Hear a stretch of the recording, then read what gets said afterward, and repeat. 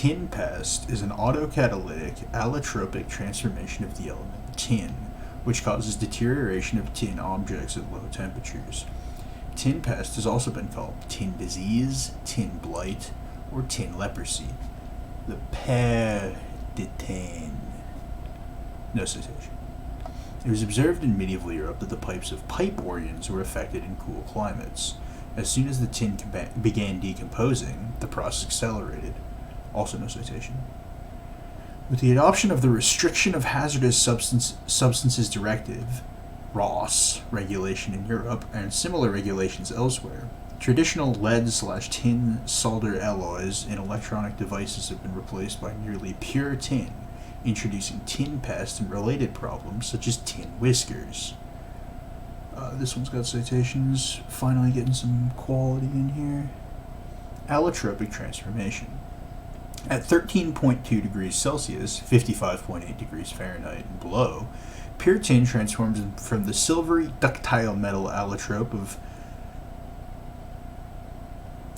form white tin to the brittle, non-metallic alpha form gray tin. That's probably beta then. The beta form white tin to the brittle, non-metallic alpha form gray tin with a diamond cube structure. The transformation is slow to initiate due to a high activation energy, but the presence of germanium, or crystal structures similar form and size, or very low temperatures of roughly negative 30 degrees Celsius, adds to the initiation.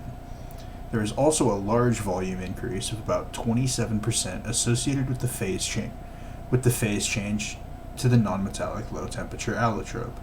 This frequently makes tin objects, like buttons, decompose into powder during the transformation, hence the name Tin Pest. Tin. The decomposition will catalyze itself, which is why the reaction accelerates once it starts. The mere presence of tin pest leads to more tin pest. Tin objects at low temperatures will simply disintegrate. Possible historical examples. Scott expeditions to Antarctica. In 1910, British polar explorer Robert Scott hoped to be the first to reach the South Pole, but was beaten by Norwegian explorer Roland Amundsen. On foot, the expedition trudged through the frozen deserts of the Antarctic, marching for caches of food and kerosene deposited on the way. In early 1912, the first cache, there was no kerosene.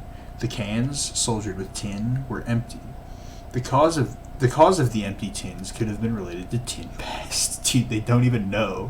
What is this? The tin cans were recovered.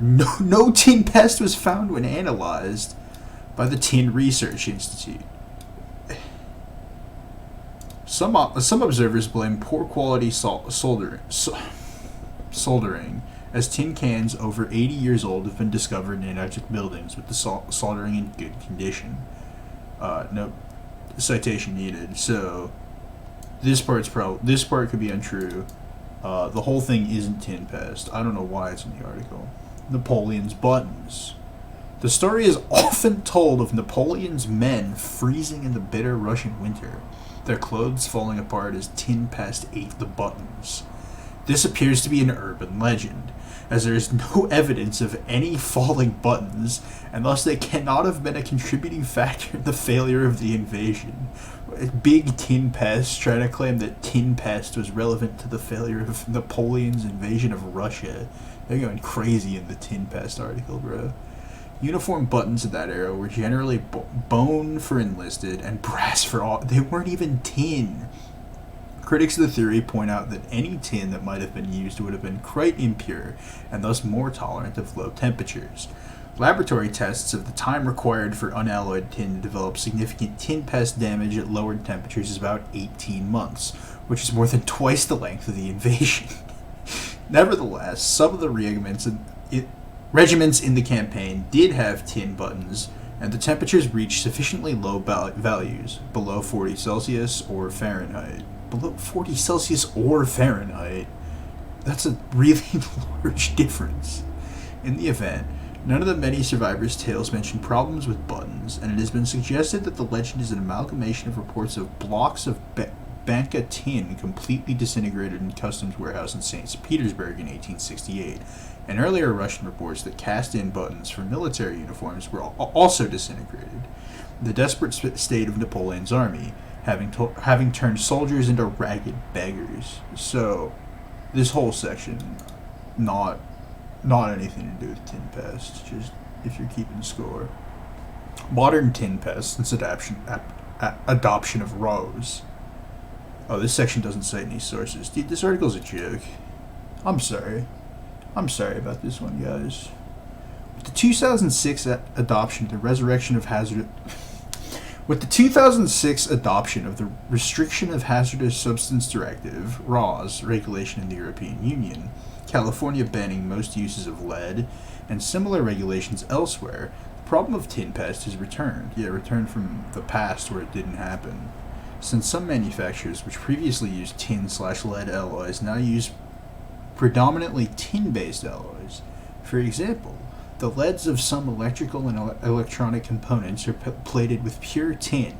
In cold environments, this can change to alpha modification gray tin, which is not electrically conductive, and falls off the leads. The leads? Surely it's leads. After reheating, it changes back to the beta modification, white tin, which is electrically conductive. This cycle can cause electrical short circuits and the failure of equipment. Such problems can be intermittent as the powdered particles of tin move around. Tin pest can be avoided by alloying with small amounts of electropulsive metals or semi-metals soluble in tin's solid phase, for example, antimony or bismuth, which prevent the phase change. See also bronze disease, gold aluminum intermetallic giving rise to purple plague or white plague, another failure model of electronic components due to formation of crystalline substances, zinc pest, decay of zinc by an unrelated intercrystalline corrosion process, and that's it. Here are the references, aren't many, as you saw in the article. Bit of an absurd one, but thanks for stopping by.